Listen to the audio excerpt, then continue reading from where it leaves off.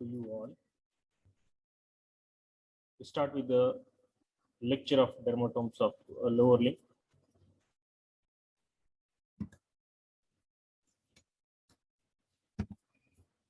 Objectives of today's lecture are definition, introduction, embryological origin and derivatives, structures of spinal nerve, distribution of dermatomes of lower limb, clinical and applied anatomy.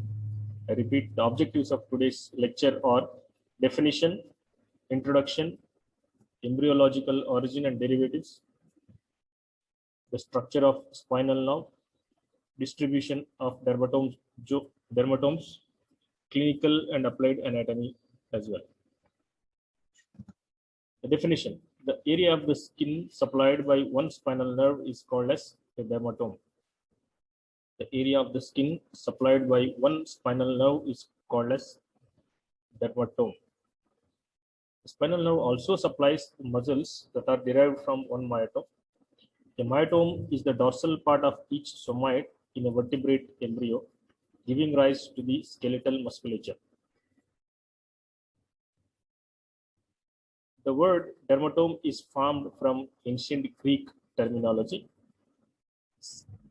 The word derma means skin or hide, and tome means cut. Second objective, introduction. Peripheral nervous system functions to link the rest of the body with the CNS. Each of the dermatome is connected with one spinal nerve. I repeat, peripheral nervous system functions to link the rest of the body with the CNS. Each of the dermatomes is connected with one spinal nerve. These nerves are generally afferent nerves that transmit sensations such as pain from a particular area of the skin to the central nervous system.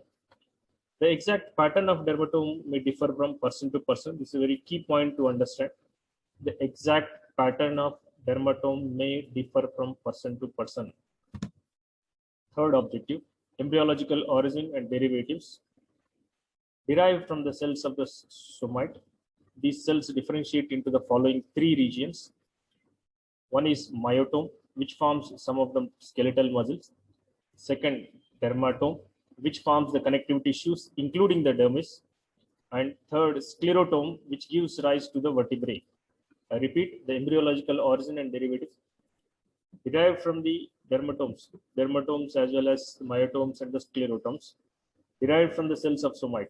These cells differentiate into the following three regions. One is myotome, which forms some of the skeletal muscle.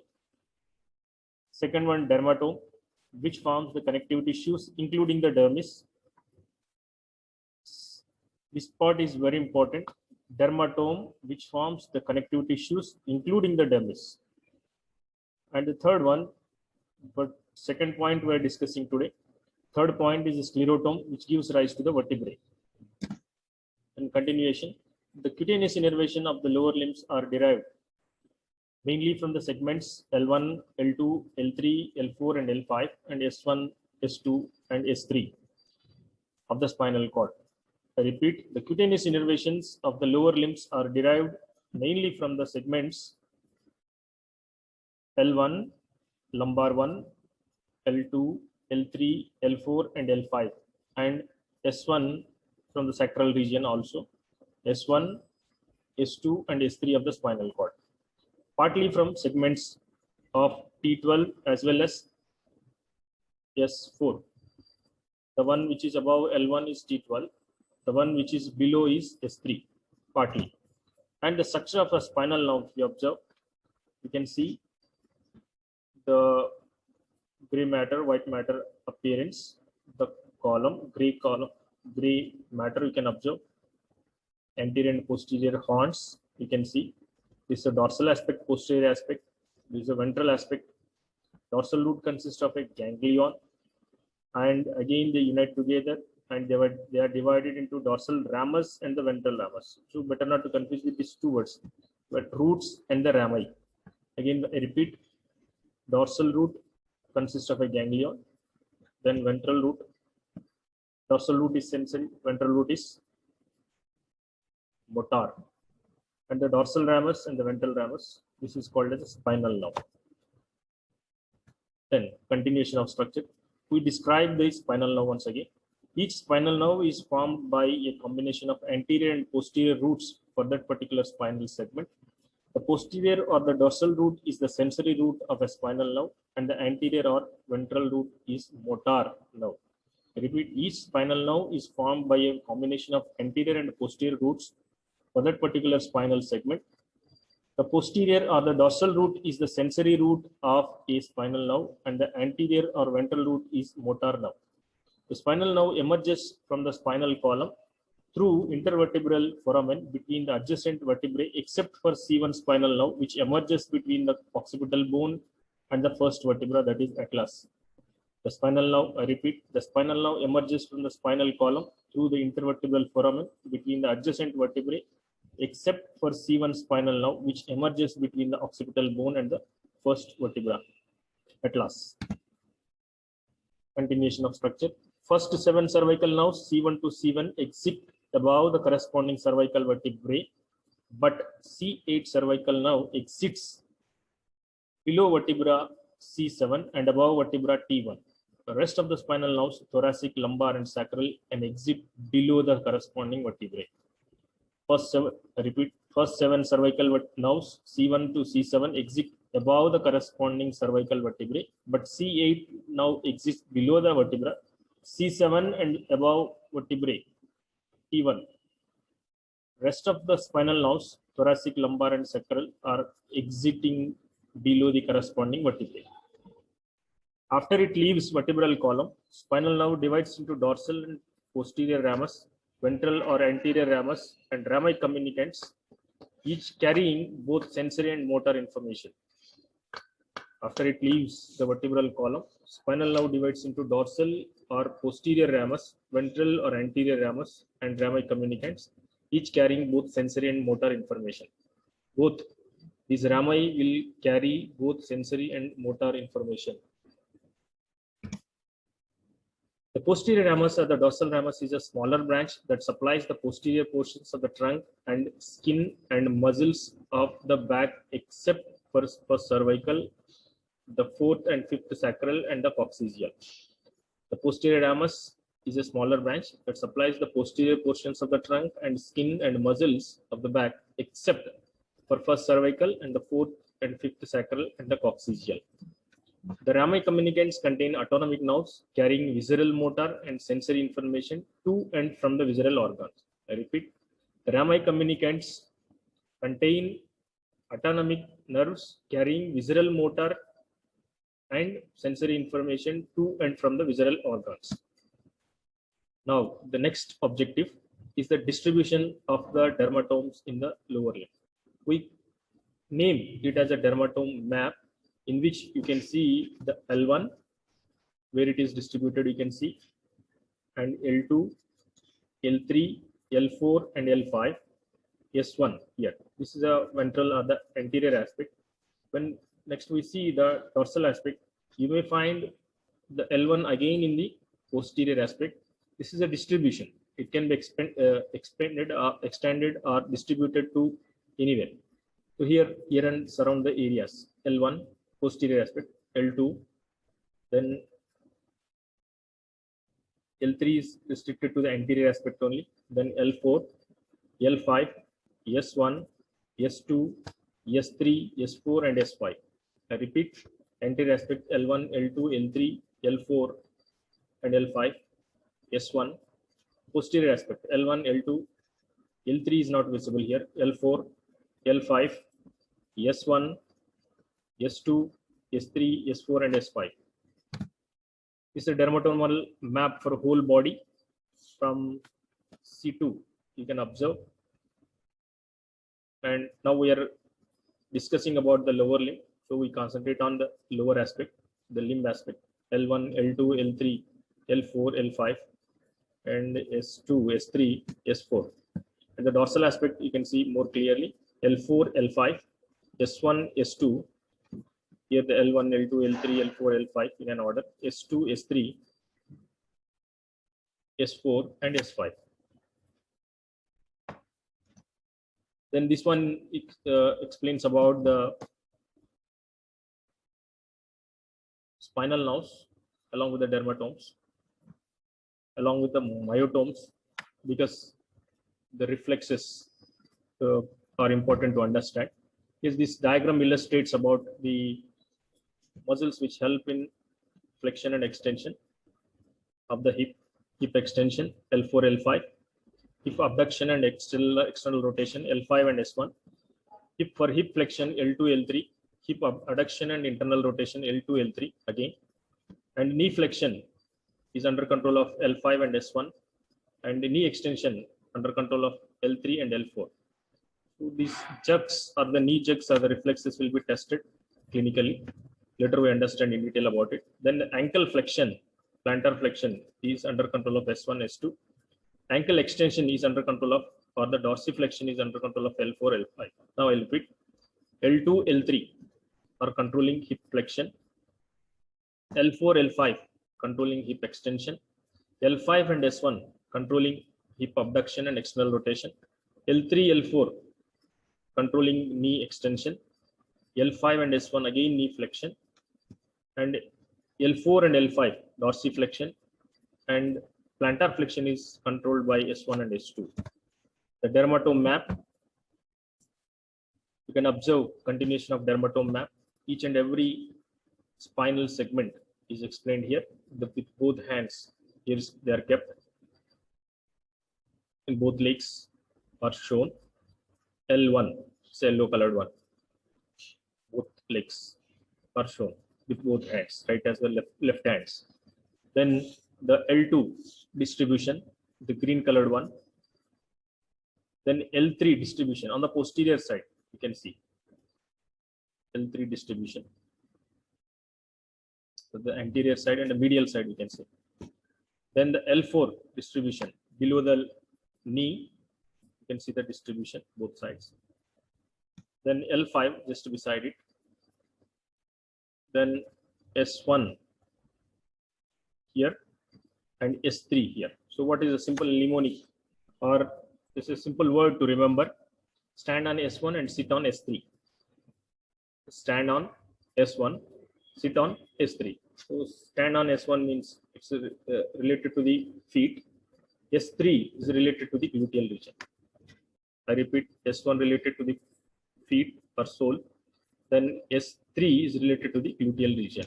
So I repeat. Then the areas covered in a simple form, we can say the spinal nerves area covered L2 is covering upper 2/3 of the thigh, anterior, medial, and lateral. L3 is covering lower 1/3 of the thigh, anterior, medial, and lateral, and the whole knee. I repeat, L2 is covering upper 2/3 of the thigh, anterior, medial, and lateral. L3 is covering lower 1/3 of the thigh, anterior, medial, and lateral, and the whole knee. And L3, medial side of the leg anteriorly. L5, lateral side of the leg anteriorly, and the medial side of the foot anteriorly and posteriorly. L5 is covering the lateral side of the leg anteriorly and the medial side of the foot anteriorly and posteriorly. S1, whole ankle anteriorly as well as posteriorly, and the lateral side of foot both anteriorly and posteriorly. S2, posterior aspect of the thigh, knee, and the leg. S2, I repeat, posterior aspect of the thigh, knee, and the leg. S3, S4, and S5, concentric rings around the anus and the outermost is the S3. The same in detail is explained. I repeat once again the same tabular column, the distribution of the L1 to L5 dermatomes. L1 dermatome is concerned with the skin over the back lateral to the L1 vertebra, wraps around the lower trunk, upper part of the lower extremity to the hip girdle and the groin area. L2, anterior aspect of each thigh, the skin over the medial aspect of the mid thigh. L3, anterior aspect of each thigh, anterolateral thigh, and continues down to the medial aspect of the knee and the medial aspect of the posterior lower leg, proximal to the medial malleolus. L4 dermatome, posterolateral thigh and the anterior tibial area. It crosses the knee joint over the patella and also covers the skin over the medial malleolus and the medial aspect of the foot and the great toe. L5 dermatome, posterolateral thigh just inferior to L4 dermatome and wraps around to lateral aspect of the anterior lower leg and dorsum of the foot.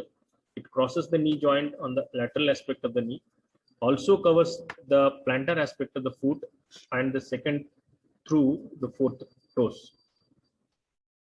S1, the heel, the lateral aspect of the foot, the lateral aspect of the posterior thigh and most of the posterior lower leg. S2, most of the back of the thigh and small area along the medial aspect of the posterior lower leg, the penis and the scrotum also. S2, supplying the penis as well as scrotum also. S3 dermatome, the medial aspect of the buttocks, perianal area, penis and the scrotum. S2 dermatome, skin over the perianal region along with S5, perianal area and the genitalia as well. S5 dermatome, skin over the perineal region along with S4, the skin immediately at and adjacent to the anal ring. So around the S5 is surrounding the anal area, and S4, S3, S4 and S5 are restricted to the around the anus. Then continuous enough distribution. As a rule, the limb is supplied only by anterior primary rami. The exception to this rule is that the skin of the superomedial quadrant of the gluteal region is supplied by the posterior primary rami of nerves L2, L1, L2, L3, and S1, S2, S3. I repeat, as a rule, the limb is supplied only by the anterior primary rami. The exceptions to this rule is that the skin of the superomedial quadrant of the gluteal region is supplied by the posterior rami of the nerves L1, L2, L3, and S1, S2, S3. There is a varying degree of overlap of adjoining dermatomes, so that the area of sensory loss following to the spinal cord or nerve roots is always less than the actual area of the dermatome. There is a varying degree of overlap of adjoining dermatomes, so that the area of the sensory loss following to the spinal cord or nerve roots is always less than the actual area of the dermatome. Continuation of distribution. Initially, each lower limb, we'll discuss in detail about embryological, what happened actually for this complicated distribution of the dermatomes. Little bit embryological aspect. Initially, each lower limb bud has a cephalic border and a caudal border. These are known as the preaxial and postaxial borders respectively. I repeat, initially each lower limb bud has a cephalic border and a caudal border, any superior and inferior borders. These are known as the preaxial and postaxial borders respectively. In the embryo, the great toe and tibia lie along the preaxial border and little toe and fibula along the postaxial border. To repeat, in the embryo, the great toe and tibia lie along the preaxial border and little toe and the fibula along the postaxial border. Later on, the limb bud rotates medially so that the great toe and tibia are carried medially and the little toe and fibula laterally, like in adult, what we have. Thus, the tibial border is the original preaxial border and the fibular border, the postaxial border of the lower limb. So later on, the limb bud rotates medially so that the great toe and tibia are carried medially and the little toe and fibula laterally. Thus, the tibial border is the original preaxial border and the fibular border, the postaxial border of the lower limb. Continuation. The dermatomes of the lower limb are distributed in an orderly numerical sequence along the preaxial border from above downwards. These are dermatomes of T12, L1, L2, L3, and L4 that we know.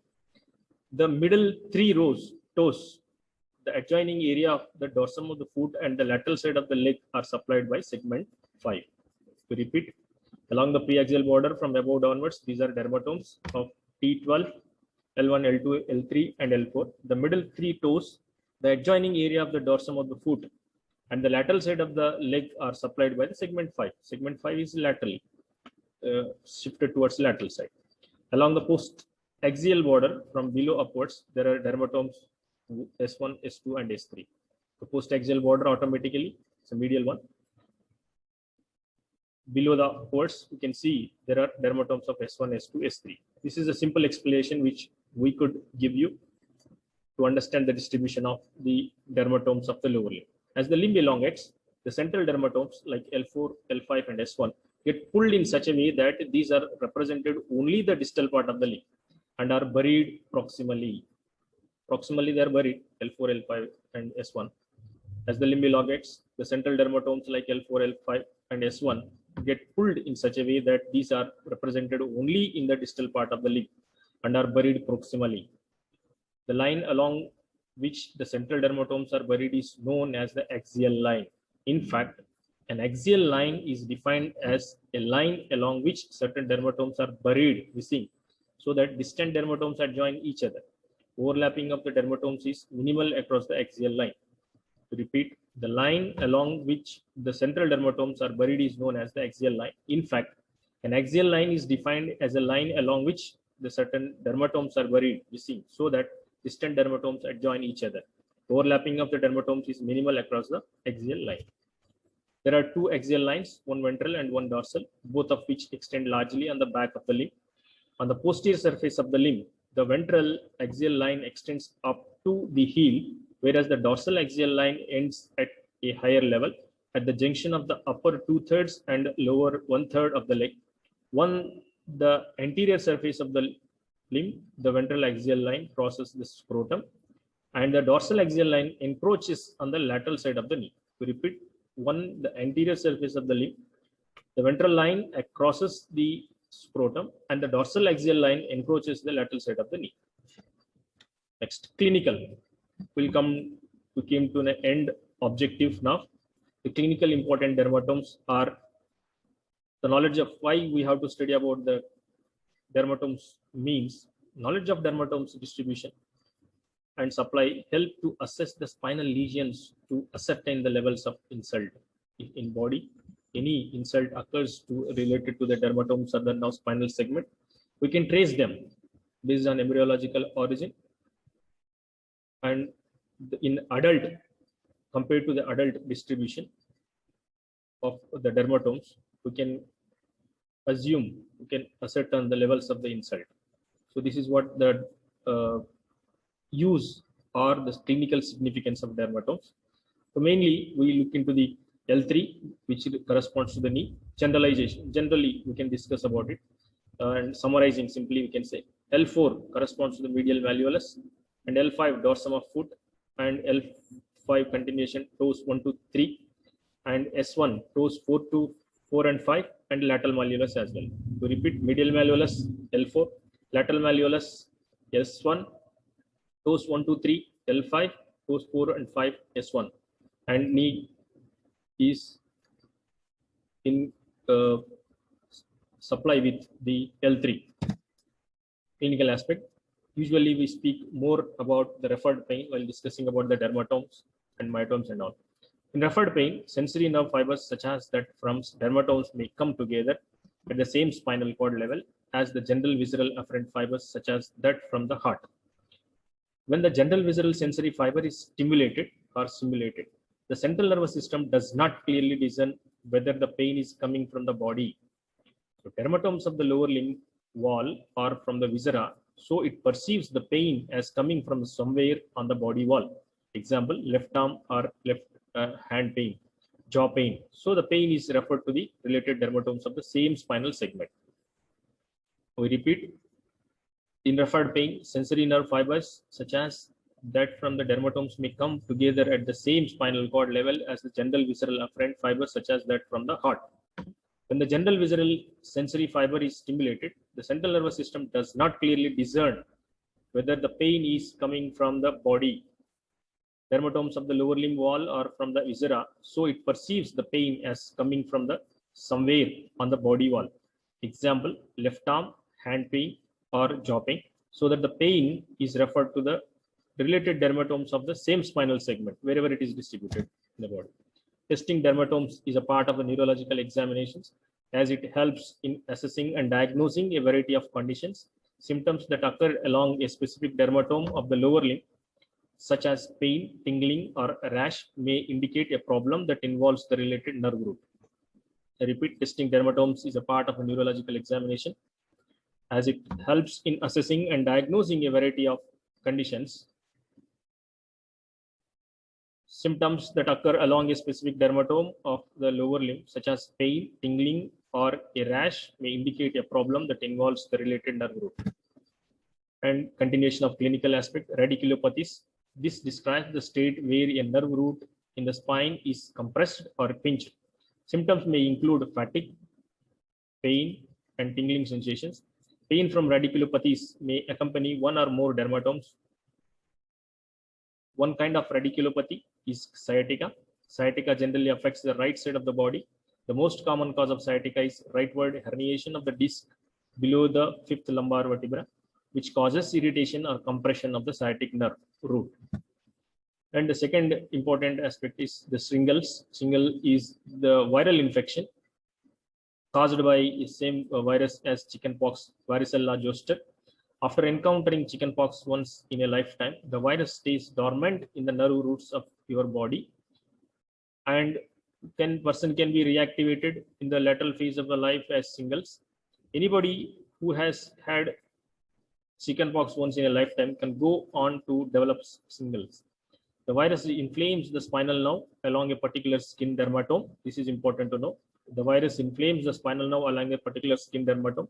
Symptoms of shingles include pain, redness, rash on the skin that occur along the specific dermatome on one side of the body, either left or right. This is what the importance of the dermatome study. The dermatomes test, how the test can be done. It can be done by two tests commonly. One is pinprick test, another one is light touch test. So pinprick test, under pinprick test will gently touches the skin with a pin or back end and ask the patient whether it feels the sharp or blunt. We repeat, gently will touch in pinprick test, gently touches the skin with a pin or back end of the pin and ask the patient whether it feels the sharpness means the sharp end, blunt means the back end. If the person is saying in a reverse manner, so automatically it leads to negative report. Then the light touch test, dabbing a piece of cotton wool on an area of the skin. We use the cotton wool for this test. We're dabbing a piece of cotton wool test on an area of the skin. We observe it in a diagram which is illustrated here. So this is what the pinprick test will prick the sharp end. We ask the patient whether it is sharp, we are feeling the pain or not. Then this is what wool test, cotton wool test. We'll ask the patient whether feeling the tingling sensation or not. So these are the two tests which are commonly done for the investigation or the diagnosis of the dermatome. Thank you very much for listening. So we summarize the dermatomes we studied in detail, the definition, the introduction part, and the embryological origin, including the myotomes, sclerotomes, and dermatomes. So one dermatomes we have studied in detail. There can be a study over the myotomes as well as the sclerotomes also. So the dermatomes are helpful and in understanding the loss of pain, loss of tingling sensation, or any other clinical diseases related with the dermatomes or the spinal root segment. Thank you very much.